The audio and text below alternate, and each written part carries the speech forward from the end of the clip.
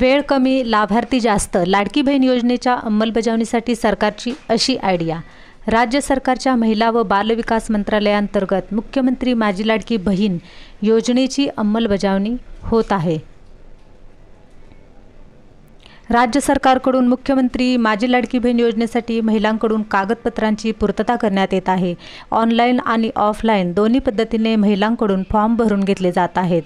नारी शक्ती दूत ॲपवरून, पोर्टलवरून, सेतू कार्यालय, अंगणवाडी सेविका आणि महिला व बाल कल्याण विभागातही महिलांकडून या योजनेसाठी अर्जांची पूर्तता केली जात आहे.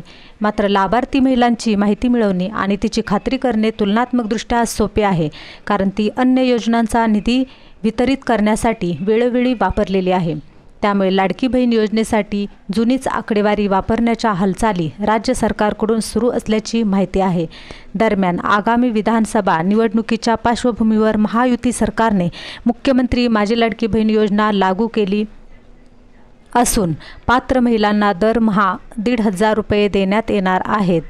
राज्य सरकारच्या महिला व बालविकास मंत्रालयाअंतर्गत मुख्यमंत्री माझी लाडकी बहीण योजनेची अंमलबजावणी होत आहे. त्यासाठी राज्य सरकारच्या विविध विभागांकडे असलेली जुन्या योजनांबाबतची लाभार्थी महिलांची माहितीच मुख्यमंत्री माझी लाडकी बहीण योजनेच्या अंमलबजावणीसाठी वापरण्यात येणार असल्याचे समजते. राज्य सरकारची ही महत्त्वाकांक्षी योजना राबवण्यासंबंधी विविध सरकारी विभागांच्या वरिष्ठ अधिकाऱ्यांची बैठक बुधवारी झाली. या बैठकीत सरकारच्या विविध विभागांकडे उपलब्ध असलेल्या माहितीच्या आधारे योजना राबवण्यावर चर्चा झाल्याचे समजते. महिलांची माहिती जमविण्यासाठी होणारे कष्ट कमी करण्यासाठी विविध सरकारी विभागांकडे असलेली माहितीच वापरण्याची संकल्पना या बैठकीतून पुढे आली आहे. विशेष म्हणजे ग्रामीण विकास आणि नागरी पुरवठा यांसारख्या विभागाकडे जुन्या योजनांसाठी संकलित केलेली लाभार्थी महिलांची माहिती आहे. त्यामुळे ती माहिती महिला आणि बालविकास विभागाला द्यावी असे ग्रामीण विकास आणि नागरी पुरवठा विभागांना सांगण्यात आल्याचे समजते.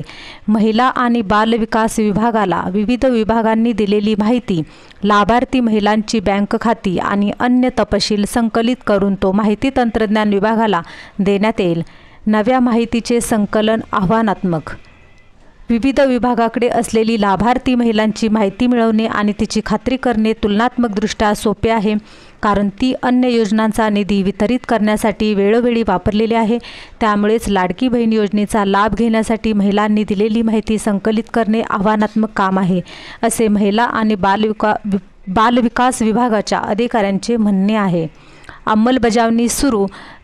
2.5 कोटी अर्जांसाठीचा पण वेळ कमी.